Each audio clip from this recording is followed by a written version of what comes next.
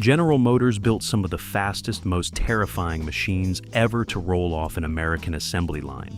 And here's the thing, most people only know half the story.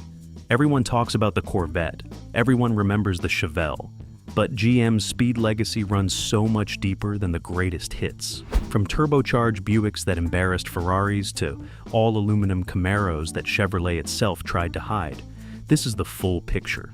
These are the 15 fastest GM muscle cars of all time, and some of them are going to genuinely surprise you.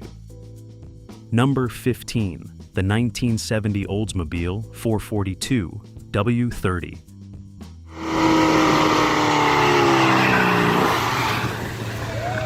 A car that doesn't get nearly enough respect, and frankly, that disrespect has gone on long enough.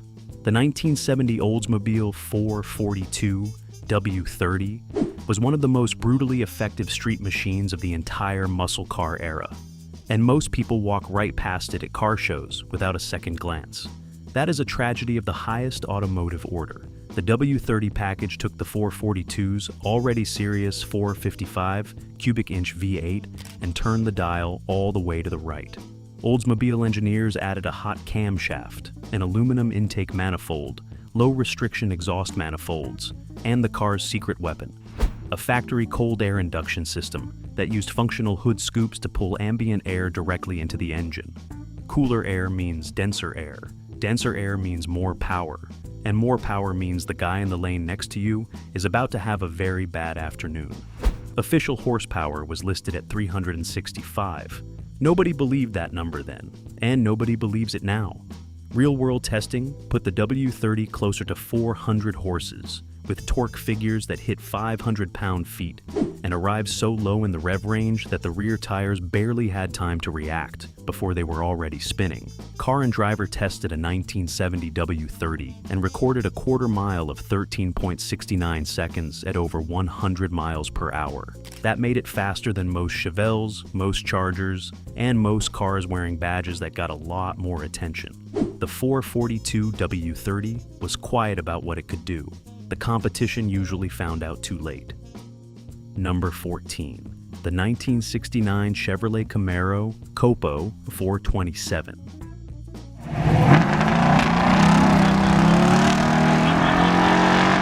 Here's where the story gets interesting, because the COPO Camaro wasn't supposed to exist. General Motors had a corporate rule in the late 1960s that prohibited engines larger than 400 cubic inches in their intermediate and pony car platforms. The suits in the boardroom were worried about insurance companies, liability, and the general chaos that resulted from putting too much engine in too small a car. Their concerns were entirely reasonable. Nobody listened. Chevrolet dealer Fred Gibb and drag racer Dick Harrell found a loophole buried in GM's internal ordering system, the Central Office Production Order, or COPO, a process normally used to build fleet vehicles and police cars. By routing their order through this system rather than the standard dealer channel, they bypassed the corporate displacement restriction entirely and ordered Camaros fitted with the iron block 427 cubic inch big block V8, producing 425 horsepower. Chevrolet built just 69 COPO Camaros with the aluminum ZL1 engine and a larger number with the iron L72 427. Both versions were weapons. The L72 COPO could run the quarter mile in the mid-12-second range right off the showroom floor, which was a number that made dedicated race cars nervous. The ZL1 version we'll get to later. The point is, the COPO Camaro was born from a loophole, built in secret, and turned out to be one of the fastest things GM ever produced. Sometimes the rules exist for a reason, and sometimes the reason is to make breaking them more satisfying. Number 13. The 1970 Buick GSX Stage 1.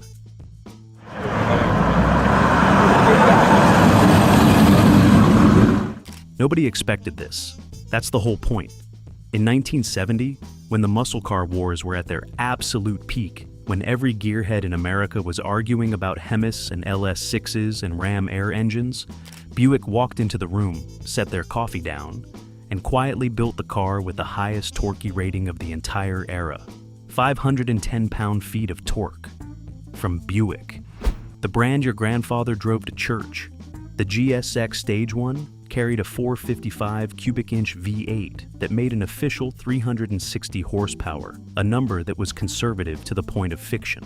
Car and driver got their hands on one and recorded quarter-mile times in the low 13-second range with trap speeds around 106 miles per hour. They called it the fastest car they'd tested all year, faster than the Hemi Cuda, faster than the LS6 Chevelle from Buick.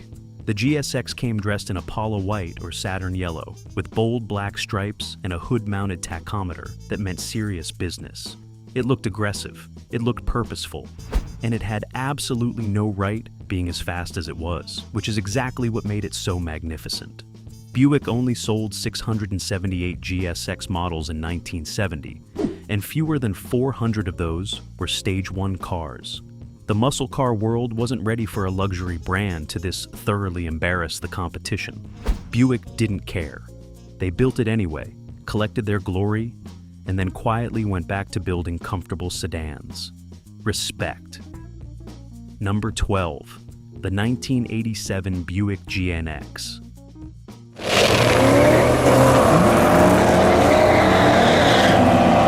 And then 17 years later, Buick did it again. The GNX is one of the most extraordinary automobiles in American automotive history, and the story behind it is almost too good to be true. Buick had been developing their turbocharged 3.8-liter V6 since 1982, refining it year by year through the Grand National program, pushing horsepower from 200 to 230 to 240. By 1987, they decided it was time to end the experiment properly. They handed the Grand National over to McLaren Performance Technologies and ASC and told them to build something that nobody would ever forget. What they created was officially rated at 276 horsepower and 360 pound-feet of torque. Those numbers were so conservative they bordered on comedy. Independent testing showed the GNX producing closer to 300 horses at the crank. It could reach 60 miles per hour in 4.7 seconds and devour the quarter mile in 13.4 seconds at 104 miles per hour. That made it quicker than a Ford Mustang GT, quicker than a Corvette, and within breathing distance of a Porsche 911 Turbo. In 1987, from Buick, with a V6. Only 547 were ever built, which made them instant collectibles and gave their owners the most satisfying combination possible. A car that looked like a blacked-out mid-size sedan and went like the absolute hammers of hell. The GNX proved that displacement was just one way to make power. Boost pressure worked just fine too. Number 11, the 1969 Pontiac GTO Judge Ram Air 4.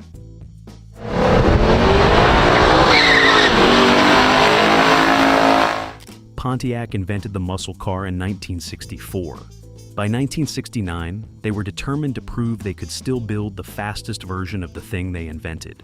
The Judge was already a bold statement.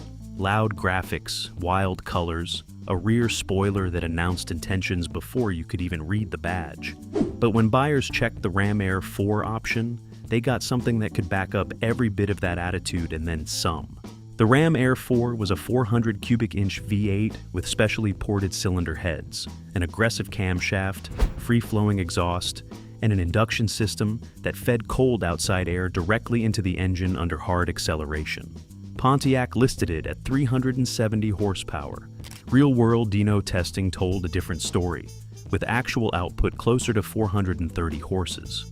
The Judge equipped with the Ram Air 4 could run the quarter mile in the high 12-second range, with trap speeds pushing past 110 miles per hour. Pontiac only built approximately 350 Ram Air 4 Judges in 1970, before discontinuing the engine due to emissions regulations, which means this was already a car running out of time when it was new. But for those few months when it existed without restriction, the Ram Air 4 Judge was proof that Pontiac still had everything it took to build a legitimate monster. The name was flashy, the engine was serious. That combination was everything a muscle car needed to be. Number 10, the 1970 Chevrolet Camaro Z28.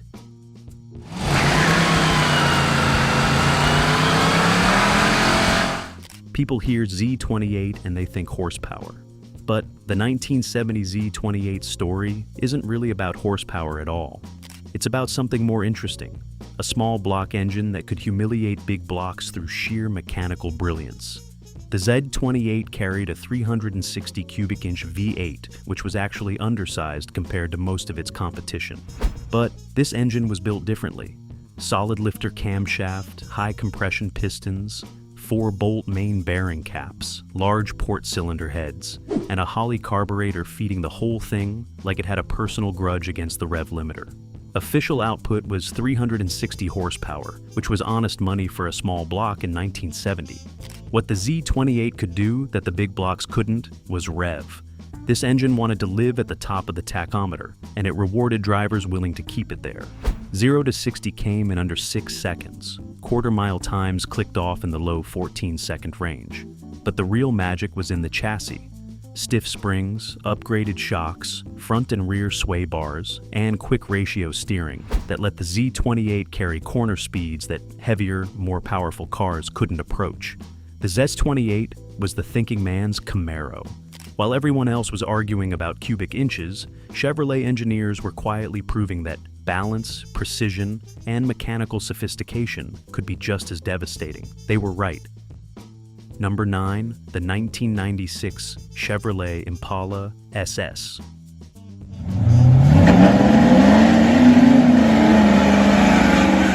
Full disclosure, when someone tells you their 1996 Impala SS is fast, your instinct is to smile politely and change the subject. That instinct is wrong. This car will make you look foolish, and it will do so while carrying 4 adults in complete comfort, which somehow makes it worse. The Impala SS came equipped with the LT1, a 5.7-liter V8 borrowed directly from the Corvette, producing 260 horsepower and 330 pound-feet of torque. In a car tipping the scales at over 4,000 pounds, those numbers translated into 0 to 60 in 6.5 seconds and quarter-mile times in the low 15-second range. For a full-size American sedan in 1996, that was genuinely shocking performance. But the real weapon in the Impala SS's arsenal was its appearance. It looked like an unmarked police car from a dimension where police had better taste. All black lowered stance, 17-inch aluminum wheels, blacked out trim. Nobody saw it coming. Sports car drivers who let their guard down at stoplights drove away with new respect for the concept of not judging books by their covers. Chevrolet only built around 41,000 Impala SS models across 3 model years.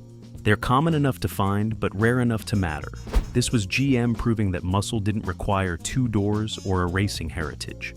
Sometimes it just required the nerve to drop a Corvette engine into a full-size sedan and see what happened. Number 8, the 1970 Chevrolet Nova SS 454.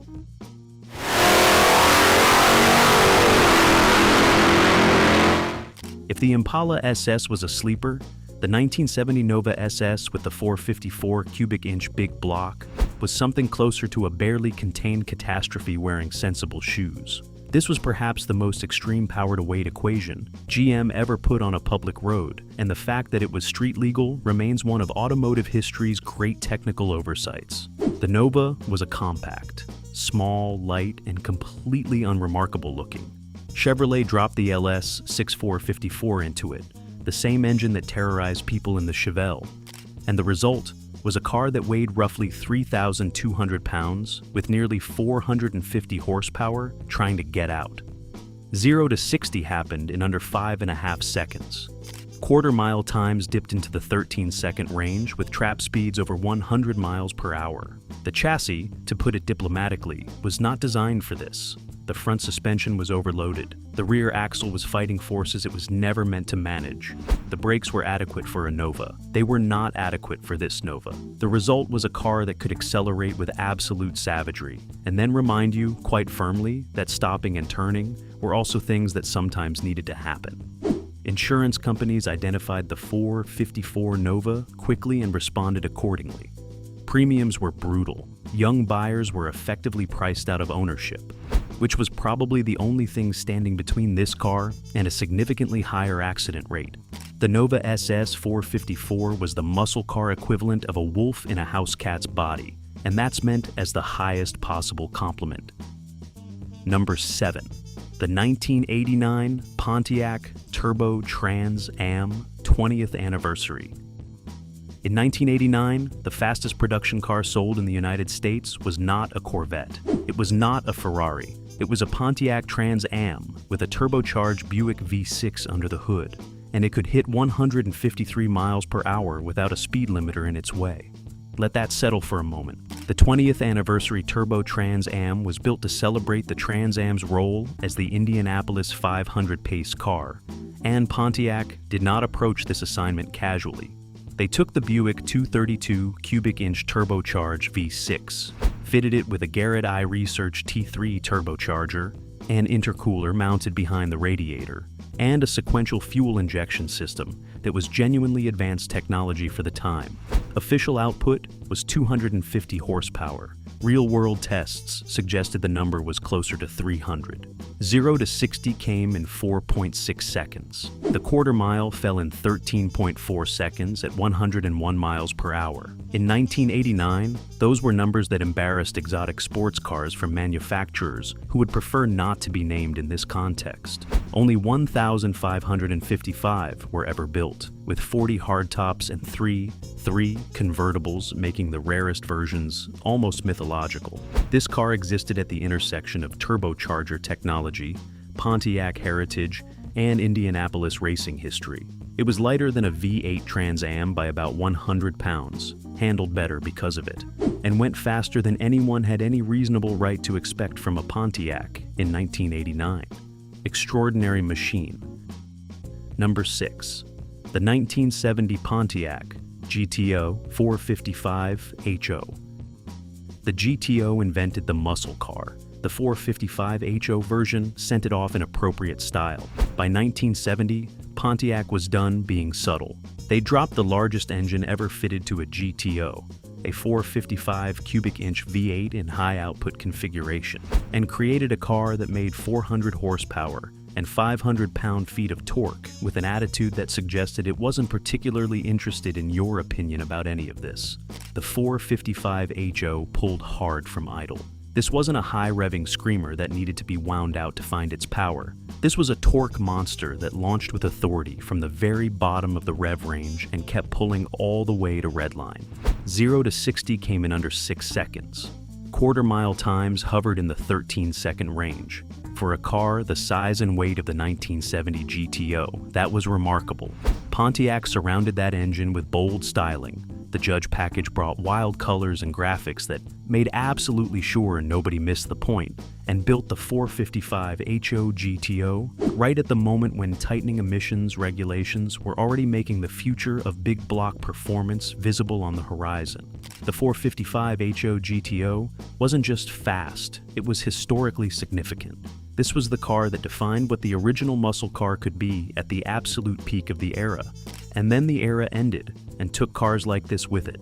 Some things deserve to be remembered exactly as they were.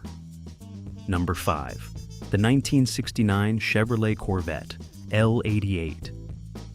This one requires some explanation, because the L88's official story and the L88's real story are two different documents.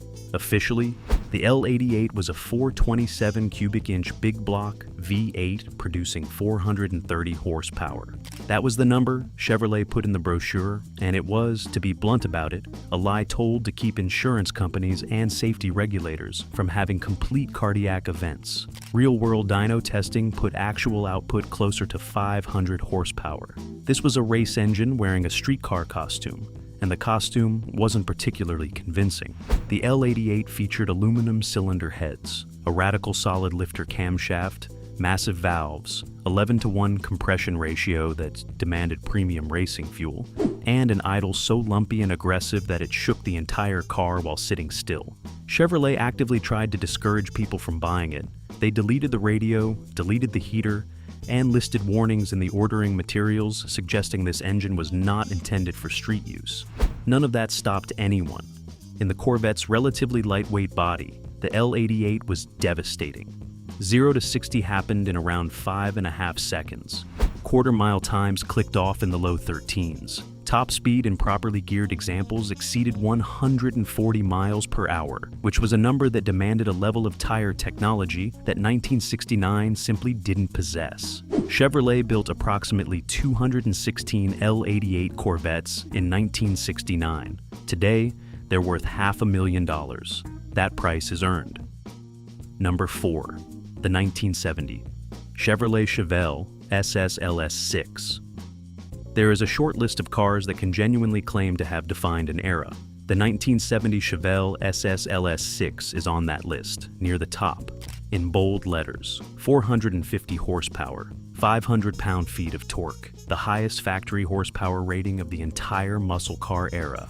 These were the numbers Chevrolet put on paper, and for once, the paper was telling the truth. Motor Trend tested an LS6 Chevelle and recorded a quarter mile of 13.12 seconds at 107 miles per hour. That was one of the fastest times ever recorded for a production car up to that point. The LS6 didn't just win drag races, it won them by margins that made the competition question their life choices. The engine itself was an engineering masterpiece. Forged steel crankshaft, forged connecting rods, forged aluminum pistons, cylinder heads that flowed massive volumes of air, and a solid lifter valve train that required regular adjustment but rewarded the effort with mechanical precision that hydraulic lifters simply couldn't match. The 11.2 5-to-1 compression ratio demanded premium fuel. You did not put regular gasoline in an LS6 unless you wanted to hear sounds that made you want to leave the state immediately.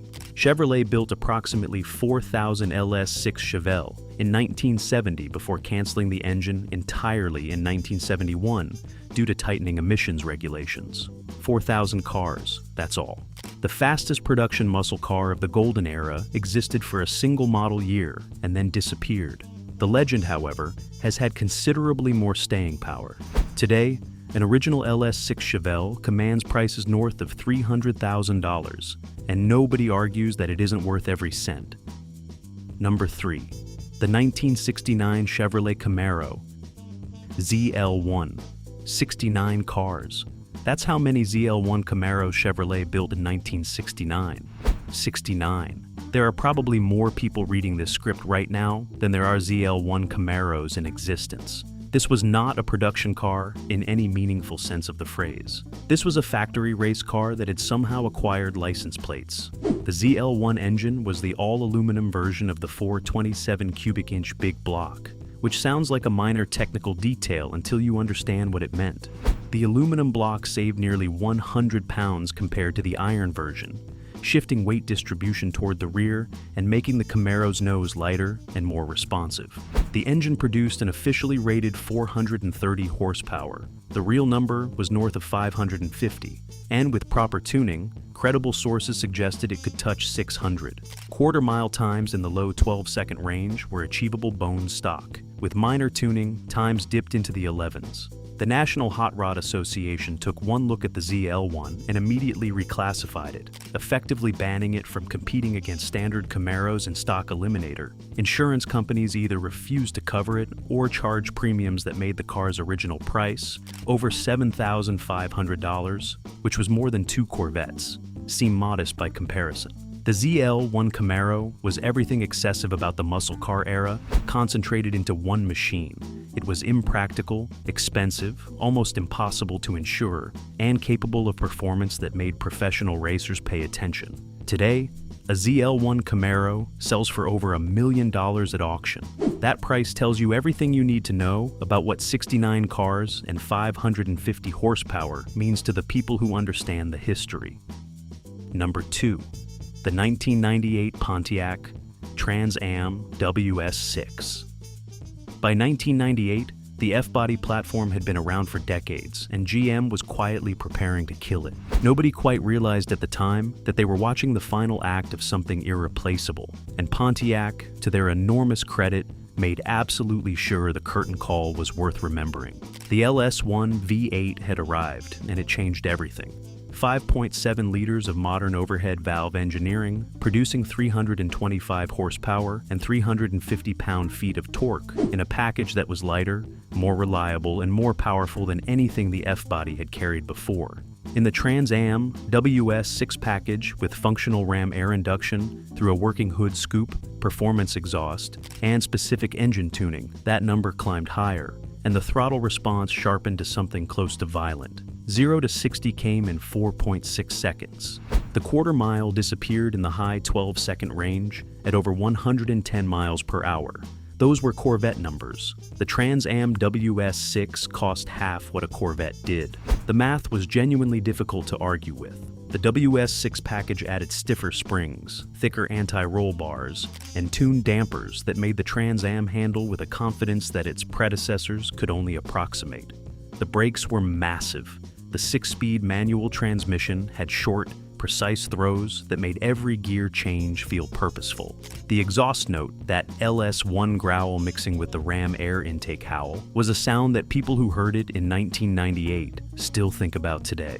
This was Pontiac's finest hour in the performance department. They built something genuinely world-class at the end of the platform's life, which is either inspiring or heartbreaking, depending on your relationship with the brand. Probably both. Number 1. The 2002 Chevrolet Camaro SS SLP. General Motors killed the Camaro after the 2002 model year. Just walked away from one of the most iconic nameplates in American history because the sales numbers didn't add up. To use the technical term, a bummer. But before the lights went out, the SLP package made sure the final Camaro went out swinging. Street-legal performance pushed the LS1 V8 past 350 horsepower with cold air induction, free-flowing exhaust, and calibration that extracted every last ounce the engine had. Quarter-mile times fell into the 13s. 0 to 60 in under 5 seconds. Bilstein shocks and stiffer springs gave it handling that the base platform never dreamed of. The 2002 SS was the fastest factory Camaro ever built at the moment GM decided to stop building it, which is either perfect Camaro logic or the most heartbreaking ending in muscle car history, possibly both. GM brought it back in 2010. The new ones are genuinely fast, but that final 2002, the last one before the long silence, hits different. It was GM at their most defiant. And if that doesn't make you feel something, this probably isn't the channel for you. Hit subscribe.